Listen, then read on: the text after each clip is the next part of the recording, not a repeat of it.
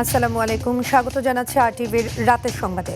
আপনাদের সঙ্গে আছে আমি সৈয়দা সাদিয়া বেনাজির। শিশু রামিসাকে নৃশংসভাবে হত্যার প্রতিবাদ ও খুনিদের দ্রুত বিচারের দাবিতে সোচ্চার সর্বস্তরের মানুষ। মানববন্ধন, বিক্ষোভ, সড়ক অবরোধ সহ নানা কর্মসূচি পালন করে বিভিন্ন সামাজিক সংগঠন ও সাধারণ মানুষ। 48 ঘন্টার মধ্যে বিচার দৃশ্যমান না হলে সংসদ ভবনের সামনে বিক্ষোভের হুঁশিয়ারি দেন তারা। অন্যদিকে শিশুটির পরিবারের সঙ্গে সাক্ষাৎ করে বিএনপির স্থায়ী কমিটির সদস্য সেলিমা রহমান বলেন, বিচার বিভাগের ওপর আস্থা ফিরিয়ে আনতে কাজ করছে সরকার। মিশুক হাওলাদারকে সঙ্গে নিয়ে রুদ্র রফিকের রিপোর্ট। রাজধানীর পল্লবীতে 7 বছরের শিশু রামিসাকে ধর্ষণের পর নির্মমভাবে হত্যার ঘটনায় উত্তাল রাজধানীসহ সারা দেশ। নৃশংস এই হত্যাকাণ্ডের দ্রুত বিচার ও দোষীদের সর্বোচ্চ শাস্তির দাবিতে সকালে শিশুটির বাসার সামনে মানববন্ধন করে বিভিন্ন সামাজিক সংগঠন।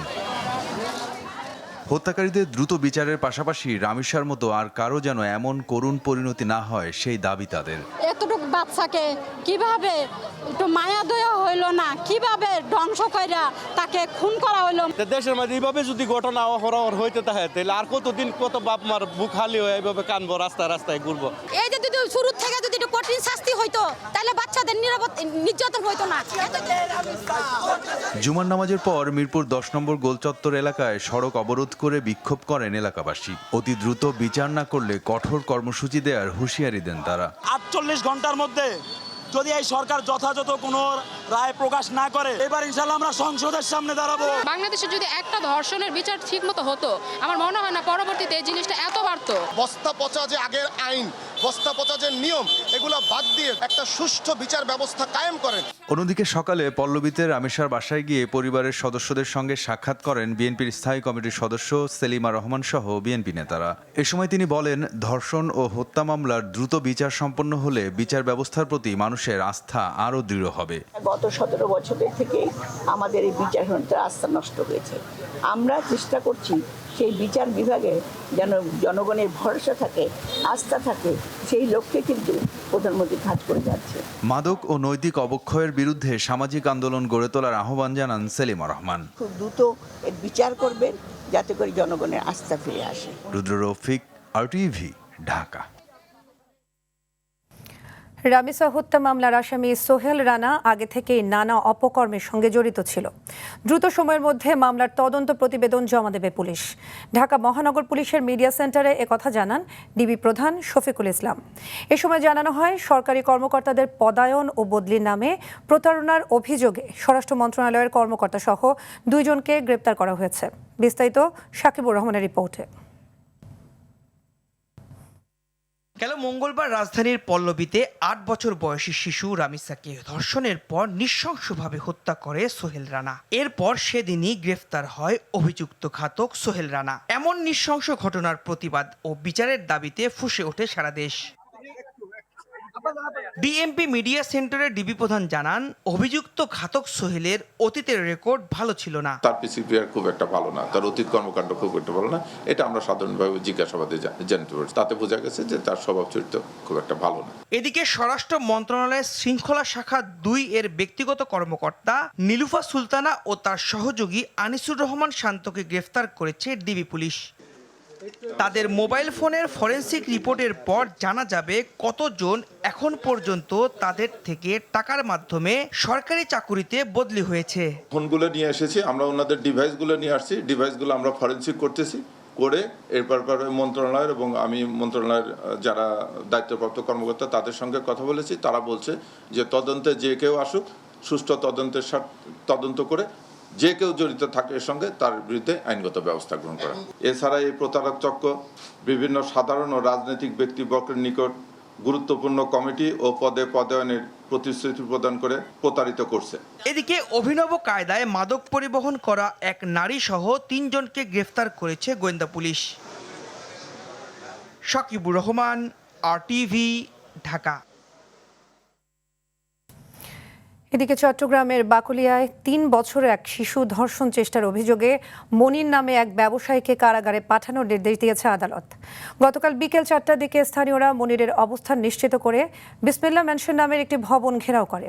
পরে পুলিশ ঘটনাস্থলে পৌঁছে তাকে আটক করে। তবে আটকের পর মনিরকে জনতার হাতে তুলে দেওয়ার দাবিতে পুলিশের গাড়ি ঘেরাও করে বিক্ষোভ করে স্থানীয়রা।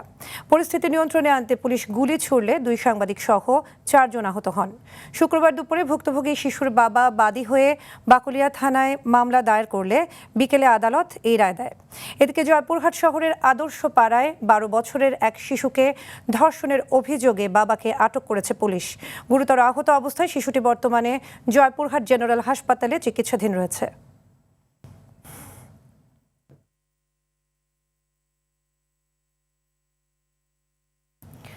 আসিয়ার নিথর চোখে যে আতঙ্ক জমেছিল, হিমশীতল লাশবাহী গাড়িতে রামিসার আধখোলা চোখের ভাষা যেন একই সুতোয় গাঁথা।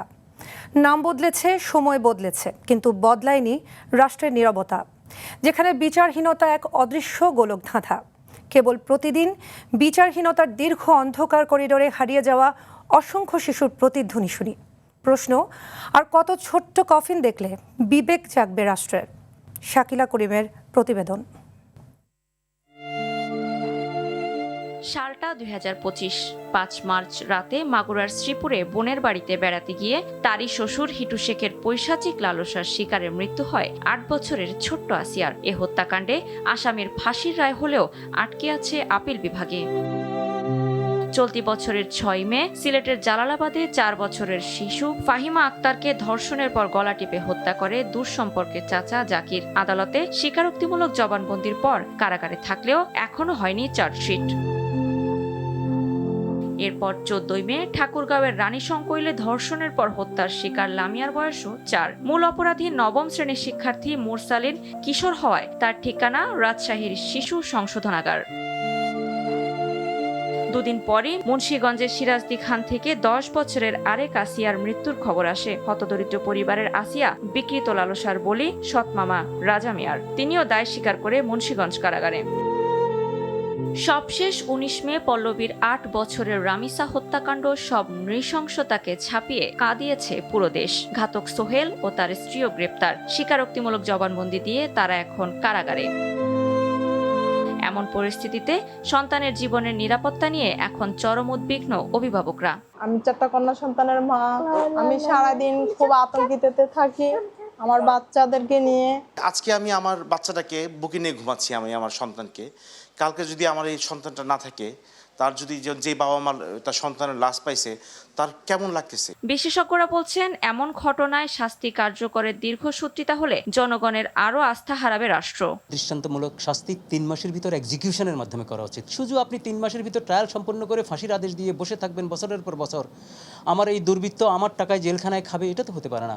আমি সিনিয়র আইনজীবী, আমিও তো মনে করি বিচার হচ্ছে না, বিচার হয় না, এক্সিকিউশন হয় না, কোনো না কোনোভাবে তারা বেরিয়ে যায়। আর আমাদের বাজে বন্দোবস্তের কথা কোর্ট কাছারিতে প্রচলিত আছে।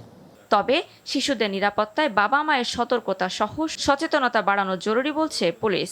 সমাজের চরম অধঃপতনের একটা চিত্র এটা। মেয়ে শিশু হোক ছেলে শিশু, তাকে সর্বোচ্চ চেষ্টা করতে হবে তাকে নজরদারির মধ্যে। এগুলি প্রতিরোধের জন্য সমন্বিত উদ্যোগ প্রয়োজন। সরকারের সকল ডিপার্টমেন্ট, এনজিও এবং আপনাদের গণমাধ্যমের একটা বড় ভূমিকা আছে। একজন মনোরোগ বিশেষজ্ঞের মতে ভয়াবহ এমন অপরাধের পেছনে বড় কারণ মাদকাসক্তি ও নৈতিক অবক্ষয়। ক্রাইম পেট্রোল বা এই টাইপের অনেক সিরিয়াল কিলিং, এই জিনিসগুলো এখন কিন্তু অনেক রকমের জনপ্রিয়। এই বিষয়গুলো কিন্তু আমাদের এক ধরনের বলবো যে সংবেদনশীলতাটা কমে গেছে। আমাদের নৈতিক জায়গাটা ছোটবেলা থেকেই তৈরি হয়। আমাদের ধর্মীয় মূল্যবোধ, পারিবারিক মূল্যবোধ, এই বিষয়টার সাথে আমাদের তৈরি হয়। কোনো একটা ব্যক্তির এই দুটা বাধা, অর্থাৎ তার এই কনশাস অ্যাওয়ারনেস থাকার পরও তার এই বিষয়টাতে অ্যাওয়ারনেসটা কমে যেতে পারে যদি তার মাদকাসক্ত হয়। শিশুদের প্রতি এমন বিভৎস আচরণের বিচার কার্যকরে রাষ্ট্র কতটা সফল হবে, এখন সেটাই দেখার পালা। শাকিলা করিম, RTV, ঢাকা। ঝিনাইদহে জাতীয় নাগরিক পার্টি এনসিপির মুখ্য সংগঠক নাসিরউদ্দিন পাটোয়ারির উপর ডিম নিক্ষেপ ও হামলার ঘটনা ঘটেছে। এনসিপির এই নেতা অভিযোগ করেন, দুপুরে জুম্মার নামাজ শেষে পুরাতন কালেক্টরেট মসজিদের সামনে ইসলামী বিশ্ববিদ্যালয় ছাত্রদলের আহ্বায়ক শাহিদ আহমেদের সঙ্গে কথা বলার এক পর্যায়ে পেছন থেকে কিছু যুবক তাকে লক্ষ্য করে ডিম ও ইটপাটকেল নিক্ষেপ করে। পরে হকি স্টিক দিয়ে হামলা করা হয়। ঘটনার পর দলটির স্থানীয় নেতাকর্মীরা বিক্ষোভ করে স্বরাষ্ট্রমন্ত্রী এবং আইনমন্ত্রীর পদত্যাগ দাবি করেন।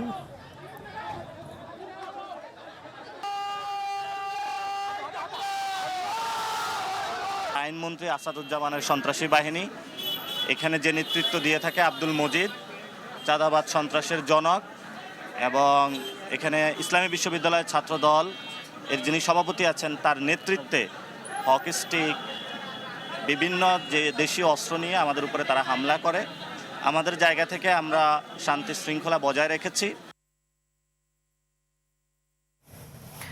নবনির্বাচিত সরকারের ব্যর্থতার কারণে দেশে নানা সংকট চলছে বলে জানিয়েছেন জাতীয় নাগরিক পার্টির মুখপাত্র আসিফ মাহমুদ সজীব ভুঁইয়া। বিকেলে জাতীয় প্রেস ক্লাবে এনসিপিতে নতুন সদস্য যোগদান উপলক্ষে আয়োজিত অনুষ্ঠানে তিনি এসব কথা বলেন দেশে খুন ধর্ষণ বেড়ে গেছে, নিরাপদ বাংলাদেশ গড়তে সরকার ব্যর্থ। এ সময় এনসিপির আরেক শীর্ষ নেতা সার্জিস আলম জানান, হাদি হত্যার বিচার করা না হলে রাজপথে নামবে ছাত্র জনতা। সভা শেষে ঝিনাইদহে এনসিপির মুখ্য সংগঠক নাসিরউদ্দিন পাটোয়ারির উপর ডিম নিক্ষেপ ও হামলার ঘটনায় বিক্ষোভ মিছিল করে জাতীয় নাগরিক পার্টি।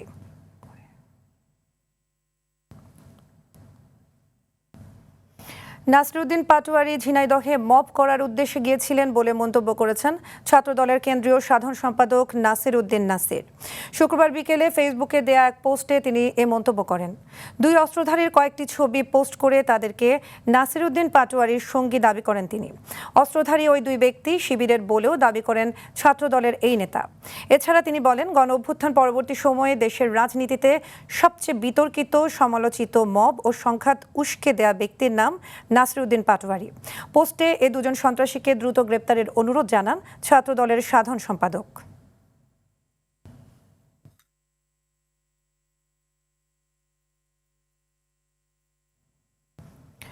হামের উপসর্গ নিয়ে সারা দেশে গত 24 ঘন্টায় আরও 11 শিশুর মৃত্যু হয়েছে। এ নিয়ে 15 মার্চ থেকে এখন পর্যন্ত রোগটিতে মোট মৃত্যুর সংখ্যা দাঁড়িয়েছে 499 জনে। সিলেটে একদিনে হামের উপসর্গ নিয়ে 5 শিশুর মৃত্যু হয়েছে। বিভাগের বিভিন্ন হাসপাতালে রোগটির উপসর্গ নিয়ে চিকিৎসাধীন আছে 283 জন রোগী। গত 24 ঘন্টায় ল্যাবরেটরি পরীক্ষায় নতুন কোনো রোগী শনাক্ত না হলেও এই সময় 74 জন সন্দেহভাজন রোগী বিভিন্ন হাসপাতালে ভর্তি হয়েছেন। এছাড়া বরিশাল ও ভোলা আরও 2 শিশুর মৃত্যু হয়েছে হামে।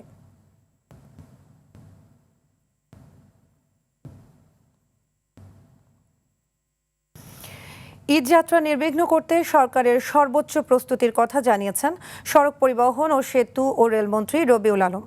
সকালে কুমিল্লায় সড়ক দুর্ঘটনায় হতাহতদের পরিবারের মাঝে ক্ষতিপূরণের চেক বিতরণ অনুষ্ঠানে এসব কথা বলেন মাত্র 3 দিনের মধ্যে 2.5 কোটি মানুষ এবং কোরবানির পশু পরিবহন একটি বড় চ্যালেঞ্জ।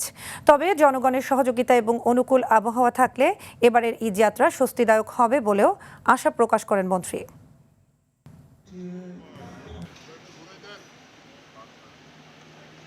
মানুষ এবং কুরবানিযোগ্য পশুকে মাত্র 3-4 দিনের মধ্যে পরিবহন করার একটা বড় চ্যালেঞ্জ।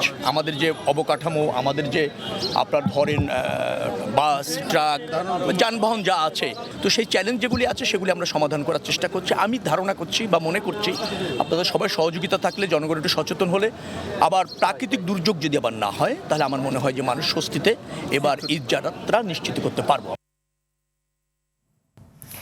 নির্ধারিত সময়ের আগেই জমে উঠেছে রাজধানীর পশুর হাটগুলো। যানজট এড়ানো ও মাঠে পছন্দের জায়গা পেতে 1 সপ্তাহ আগে থেকেই আসা শুরু করেন ব্যবসায়ীরা। আর এর সুযোগে সিটি কর্পোরেশনের কাছ থেকে মাঠ ইজারা নিয়ে আশেপাশের একাধিক সড়ক বন্ধ করে বসানো হয়েছে হাট। এবছর ভারতীয় গরুর আধিপত্য না থাকায় ভালো দাম পাওয়ার আশা ব্যাপারীদের। মোহাম্মদ সায়েমের রিপোর্ট।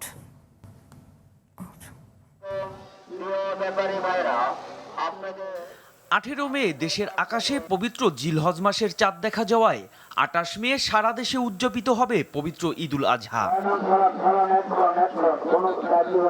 তাই নির্ধারিত সময়ের আগেই রাজধানীর পশুর হাটগুলোতে দেশের বিভিন্ন স্থান থেকে পশু নিয়ে এসেছেন ব্যাপারীরা। ভালো জায়গা যদি না হয় কে তা আমাদের পাশে আসে না, সেই জন্য হলো বড় বড় গরু আমরা এই জন্য সুন্দর জায়গার জন্য আগে আসছি, মানে ঈদের 10-12 দিন আগে আমরা আগে চলে আসছি। ভারতে গরু আমাদের ইনশাল্লাহ প্রভাব ফেলবে না। এবছর ভারতীয় গরুর আধিপত্য না থাকায় ভালো দাম পাওয়ার আশা তাদের। জানান খাবার সহ সব ধরনের খরচ বেড়ে যাওয়ায় গেল বছরের তুলনায় দাম কিছুটা বাড়বে। কারণ হলো খাদ্যদ্রব্যের দাম বেশি, এজন্য কৃষকের কাছেও আমরা বেশি মূল্য দিয়ে আমাদের গরু কিনতে হয়েছে এবং আমাদেরও ইচ্ছা যে আমরা বেশি মূল্যই যাতে আমাদের বিক্রি করতে পারি। তবে ক্রেতাদের আশা আগের বছরের দামেই কিনতে পারবেন পছন্দের পশু। আগের মতনই দাম আছে, এখনো দাম বাড়েনি, তবে সম্ভবত বাড়তে পারে আর কি। এদিকে তেজগাঁও পলিটেকনিক মাঠ ছাপিয়ে আশপাশের সকল সড়ক বন্ধ করে হাট বসিয়েছে ইজারাদার। জানান ব্যাপারীদের সুবিধা ও নিরাপত্তায় জাল টাকা পরীক্ষা সহ রয়েছে নানা আয়োজন। জাল টাকা শনাক্তকরণ মেশিন, আমরা সমস্ত কিছুই এবং পানি বিদ্যুৎ আমরা সমস্ত ব্যবস্থাপনায় আমাদের সঠিক আছে। আমরা যেখানে কোনো সমস্যা দেখছি আমরা সাথে দ্রুত সমাধান করছি। পশুর হাটে জাল টাকা, ছিনতাই, চাঁদাবাজি রোধ করে দেয়া হবে নিরাপত্তা, এমনটাই প্রত্যাশা ব্যবসায়ী ও ক্রেতাদের।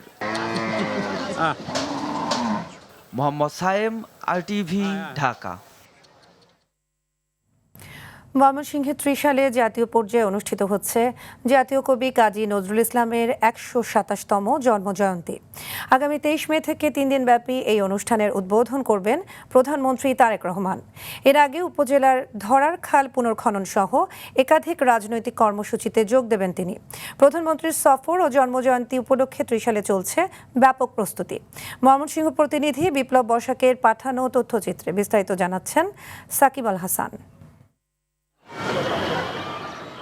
জাতীয় কবি কাজী নজরুল ইসলামের স্মৃতি বিজড়িত ত্রিশালের নজরুল একাডেমি মাঠে চলছে নজরুল জন্মজয়ন্তী উদযাপনের শেষ মুহূর্তের প্রস্তুতি। রংতুলির আচরে সাজানো হচ্ছে নান্দনিক মঞ্চ, চলছে প্যান্ডেল তৈরি সহ নানা কর্মযজ্ঞ। আগামী 23 মে থেকে 3 দিন ব্যাপী এই জয়ন্তীতে থাকছে আলোচনা সভা, নজরুল স্মৃতিচারণ, সাংস্কৃতিক অনুষ্ঠান, গ্রামীণ মেলা ও বইমেলার আয়োজন। দীর্ঘদিন পর ত্রিশালে জাতীয়ভাবে নজরুল জন্মজয়ন্তী পালিত হওয়ায় যেমন ব্যাপক উৎসাহের সৃষ্টি হয়েছে, তেমনি অনুষ্ঠানে প্রধানমন্ত্রীর উপস্থিতিকে ঘিরে স্থানীয়দের মাঝে বিরাজ করছে ব্যাপক আগ্রহ। ময়মনসিংহ জেলার বিভাগের লক্ষাধিক মানুষ এই মেলায় আসেন মেলাটি উপভোগ করার জন্য। ত্রিশাল এবং ময়মনসিংহ বিভাগের মানুষের ভিতরে ব্যাপক ভাবে প্রাণচাঞ্চল্য সৃষ্টি হয়েছে। এই ত্রিশাল থেকে জাতীয় পর্যায়ে অনুষ্ঠানটি রাজনৈতিক কারণে এখান থেকে উঠিয়ে নেওয়া হয়েছিল। অনুষ্ঠান উদ্বোধনের আগে একটি খাল পুনঃখননের উদ্বোধন করার কথা রয়েছে। শহীদ প্রেসিডেন্ট জিয়াউর রহমান ঠিক যে জায়গায় ত্রিশালে এসে বৈলরের ধরার খাল পুনঃখনন করেছিলেন, সেই স্থানেই উনি আবার এই খাল পুনঃখননের কাজ করবেন। প্রধানমন্ত্রীর সফরকে ঘিরে নেওয়া হয়েছে বিশেষ নিরাপত্তা ব্যবস্থা। প্রিপারেটরি মিটিংগুলো হচ্ছে, এগুলো কিন্তু নিরাপত্তার বিষয়টাকে ফোকাস করেই হচ্ছে। এখানে বাংলাদেশ পুলিশের তো বিভিন্ন ইউনিট নিরাপত্তার দায়িত্বে থাকবে। এবারের অনুষ্ঠান মালায় জাতীয় পর্যায়ে শিল্পীদের পাশাপাশি ময়মনসিংহ বিভাগের 4 জেলার বিভিন্ন সাংস্কৃতিক সংগঠনের শিল্পীরা অংশগ্রহণ করবেন বলে জানিয়েছেন আয়োজকরা। সাকিব আল হাসান, RTV। সিলেট মহানগরীর কিংব্রিজ এলাকায় ছিনতাইকারীর হামলায় ইমন আচার্য নামে এক র্যাব সদস্য নিহত হয়েছেন। তিনি র্যাব 9 সিলেটে কর্মরত ছিলেন। প্রত্যক্ষদর্শীরা জানান, শুক্রবার দুপুর 12টার দিকে নগরীর কিংব্রিজ এলাকায় দায়িত্ব পালনের সময় ছিনতাইকারীর হামলার শিকার হন তিনি। গুরুতর আহত অবস্থায় তাকে দ্রুত Sylhet MAG Osmani medical college হাসপাতালে ভর্তি করা হয়। পরে দুপুর 1:30টার দিকে হাসপাতালের ICUতে চিকিৎসাধীন অবস্থায় তার মৃত্যু হয়।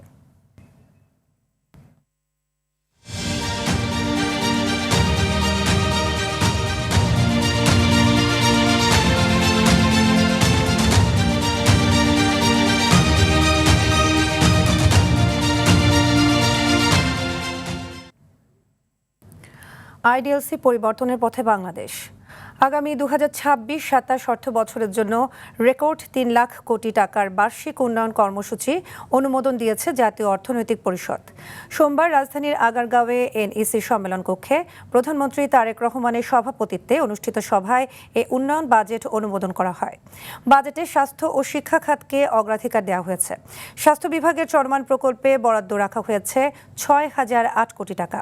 তবে এবারের এডিপির সবচেয়ে বড় আলোচনার বিষয় হয়ে উঠেছে অস্বাভাবিক থোক বরাদ্দ, যা মোট উন্নয়ন বাজেটের 1/3 বেশি।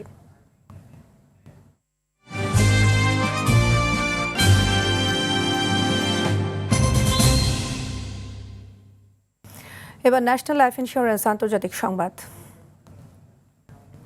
পশ্চিমবঙ্গে গরু ও মহিষ জবাইয়ে হিন্দুত্ববাদী বিজেপি সরকারের জারি করা নোটিশ বহাল রেখেছে কলকাতা হাইকোর্ট। গত 13ই মে বিজেপি সরকারের জারি করা নোটিশে অনুমতি ছাড়া মহিষ ও 14 বছরের কম বয়সী গরু জবাইয়ে নিষেধাজ্ঞা দেওয়া হয়। রাজ্য সরকারের জারি করা এই নোটিশের বিরুদ্ধে কলকাতা হাইকোর্টে আপিল করেন তৃণমূল সাংসদ মহুয়া মৈত্র। বৃহস্পতিবার শুনানিতে সেই আবেদন আপিল খারিজ করে দেন হাইকোর্টের প্রধান বিচারপতি সুজয় পাল ও বিচারপতি পার্থ সারথী সেনের সমন্বয়ে গঠিত বেঞ্চ। এতে করে এবার কার্যত রাজ্যটিতে ঈদে গরু ও মহিষ কোরবানির পথ বন্ধ হয়ে গেল, যা সেখানকার হিন্দু ব্যবসায়ীদের জন্য অনেক বড় ধাক্কা।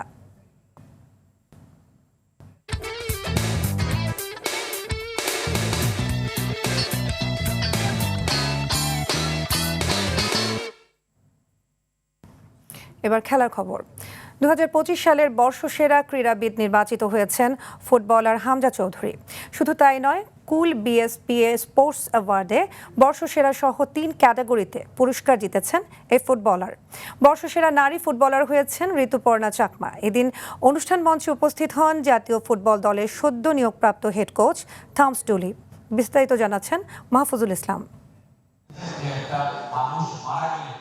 দেশের ক্রীড়া সাংবাদিকদের ঐতিহ্যবাহী সংগঠন বাংলাদেশ স্পোর্টস প্রেস অ্যাসোসিয়েশনের আয়োজনে দেশের ক্রীড়াঙ্গনের সবচেয়ে মর্যাদার মঞ্চ কুল বিএসপিএ স্পোর্টস অ্যাওয়ার্ডে এবার যেন ভিন্ন আবহ। সবাইকে অবাক করে দিয়ে মঞ্চে হাজির জাতীয় ফুটবল দলের নতুন কোচ থমাস ডুলি। এমন বড় মঞ্চে নিজেদের প্রত্যাশার কথা শুনিয়ে গেলেন হামজা সমিতদের নতুন ওস্তাদ। নতুন চ্যালেঞ্জ, তবে আমি আশাবাদী। দারুণ ফুটবল উন্মাদনা এই দেশে। আমার লক্ষ্য র্যাঙ্কিংয়ে বাংলাদেশের উন্নতি করা। এই দল নিয়ে সেটি সম্ভব বলে আমি মনে করি। ডুলির আগমনে প্রাণবন্ত মঞ্চ রঙিন হয় হামজার বার্তায়। সশরীরে উপস্থিত না থাকলেও বর্ষসেরার পুরস্কারের সাথে মোট 3টি পুরস্কার তুলে উচ্ছ্বসিত হামজা। 16 ক্যাটাগরিতে দেয়া এই পুরস্কারে বর্ষসেরা ক্রীড়াবিদে রানার আপ ঋতুপর্ণা ও হকি তারকা আমিরুল, পপুলার চয়েসে হামজা, বর্ষসেরা ক্রিকেটার রিশাদ, বর্ষসেরা ফুটবলার হামজা ও ঋতুপর্ণা, বর্ষসেরা হকি খেলোয়াড় আমিরুল, আর্চারিতে আলিফ, টেবিল টেনিসে খই খই মারমা, ব্যাডমিন্টনে বর্ষসেরা আলামিন জুমার। উদীয়মান ক্রীড়াবিদ রিপন মণ্ডল, বর্ষসেরা কোচ পিটার বাটলার, আম্পায়ার হকির সেলিম লাকি। বর্ষসেরা সংগঠক হয়েছেন আর্চারির কাজী রাজিবউদ্দিন আহমেদ চপল। সেরা তৃণমূলের ক্রীড়া ব্যক্তিত্ব ক্রিকেট কোচ আলমগীর কবির। এছাড়া বিশেষ সম্মাননা পেয়েছেন কাবাডির কোচ শাহনাজ পারভিন। সেরা পৃষ্ঠপোষকের পুরস্কার উঠেছে প্রাইম ব্যাংকের হাতে। সক্রিয় ফেডারেশন হিসেবে পুরস্কার পেয়েছে বাংলাদেশ কাবাডি ফেডারেশন। দেশের ক্রীড়াঙ্গনের মর্যাদাপূর্ণ এই স্বীকৃতি পেয়ে উচ্ছ্বসিত পুরস্কার প্রাপ্তরা। অনুষ্ঠানে প্রধান অতিথি হিসেবে উপস্থিত ছিলেন ক্রীড়া প্রতিমন্ত্রী আমিনুল হক। মাহফুজুল ইসলাম, RTV, ঢাকা। রাতের সংবাদ এ পর্যন্তই। মধ্যরাতের সংবাদ রাত 1টায় দেখার আমন্ত্রণ রইল। ধন্যবাদ সবাইকে।